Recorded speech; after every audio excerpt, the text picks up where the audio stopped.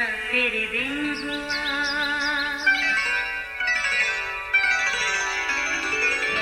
नया फिर दिन हुआ, पुरानी रात का करे सो शुक्र हम खुदा की जात का, खुदा की जात का नया फिर दिन हुआ।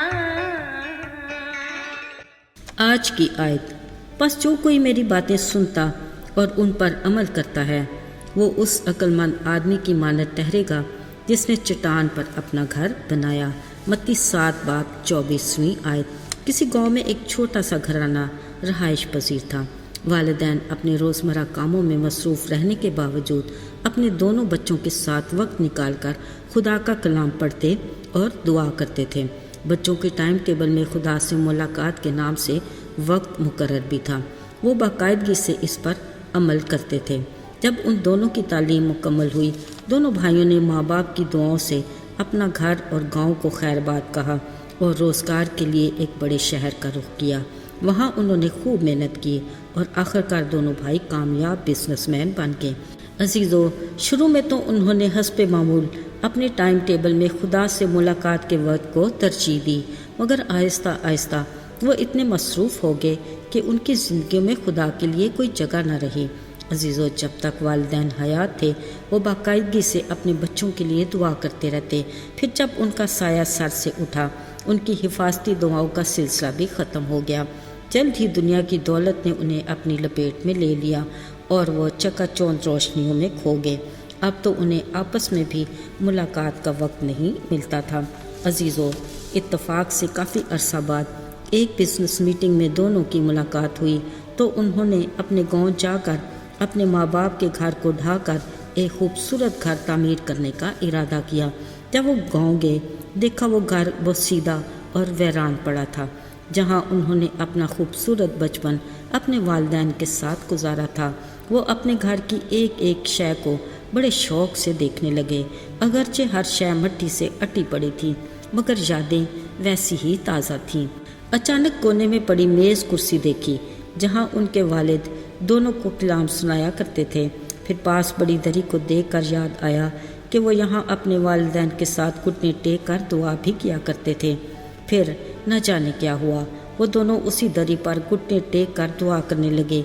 ऐसे में उनकी आंखों से आंसू टपक पड़े। यूँ लगा उनके माँ बाप की दुआओं की ताकत उन्हें वापस खुदा के पास ले आई है।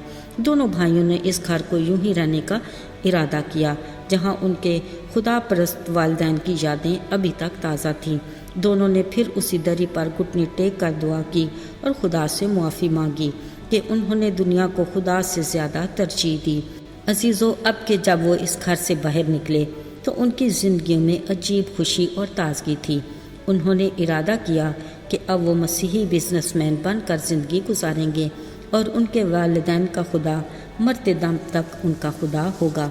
साथियों, खुशी की बात यह है कि उन्होंने अपने बिजनेस मीटिंग के टाइम टेबल में खुदा से मुलाकात का वक्त फिर से लिखा, साथ अपनी कमाई का बड़ा हिस्सा खुदा की खिदमत के लिए वक़्फ़ कर दिया।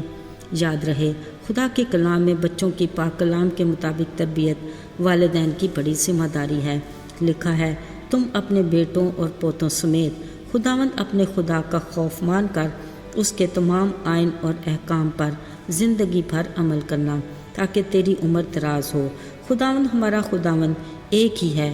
तू अपने सारे दिल, अपनी सारी जान और अपनी सारी ताकत से अपने खुदा से मोहब्बत रखना। ये बात तेरे दिल पर नक्श रहे और तू इनको अपनी औलाद के जहन नशीन करना और घर बैठे और राह चलते और लेटते और उठते वक्त इनका जिक्र करना। तो निशान के तौर पर इनको अपने हाथ पर बांधना और वो तेरी पेशानी पर टीकों की मानिद हो। तो उनको अपने घर की चौखटों और अपने फाटकों पर लिखना। अजीज़ों, हमें वाज़े तलकीन की गई है कि कब, कैसे और कहाँ हम अपनी औलाद को खुदा के आइन और अहकाम सिखाएं। हमें इस बात का यकीन और तसल्ली होनी चाहिए कि हम अपनी औलाद के लिए खुदा की दी हुई ज़िम्मेदारी को अच्छे से निभा रहे हैं। अजीज़ों, इस बात पर संजीदगी से ध्यान देने की ज़रूरत है। ہم خواہ کتنے ہی مصروف کیوں نہ ہوں، بچوں کے ساتھ ضرور دعا اور کلام پڑھنے اور سکھانے میں وقت گزاریں۔ ہم ان کی روحانی زندگی میں ترقی اور تعمیر کے اتنے ہی ذمہ دار ہیں جتنا ان کے جسمانی نشو و نما میں۔ ہمیں ان کی زندگی کی بنیاد مضبوط چٹان یعنی یسوع پر رکھنی ہے اور اپنی دعاؤں کو ان کی حفاظتی دیوار بنانا ہے، تاکہ جب وہ عملی زندگی میں نکلتے ہیں تو دنیا کی کوئی چیز انہیں مرغوب نہ کر سکے، اور وہ خداوند میں مضبوط ہوں اور ان کا بھلا ہو اور ان کی عمر دراز ہو۔ آئیے دعا کریں۔ اے خداوند آسمانی باپ، ہم تیرے شکر گزار ہیں کہ تو ایک شفیق باپ کی طرح ہمارا خیال رکھتا اور ہماری فکر کرتا ہے، تاکہ ہم اپنے دشمن ابلیس کے ہر وار سے بچ سکیں۔ توفیق عطا کر کہ ہم بھی اپنے بچوں کی تربیت تیرے کلام کی روشنی میں کریں، تاکہ وہ کبھی ٹھوکر کھا کر گر نہ پڑیں، بلکہ تیری محافظت میں چلتے درست منزل پر پہنچ جائیں۔ یسوع کے جلالی اور پرفضل نام میں آمین۔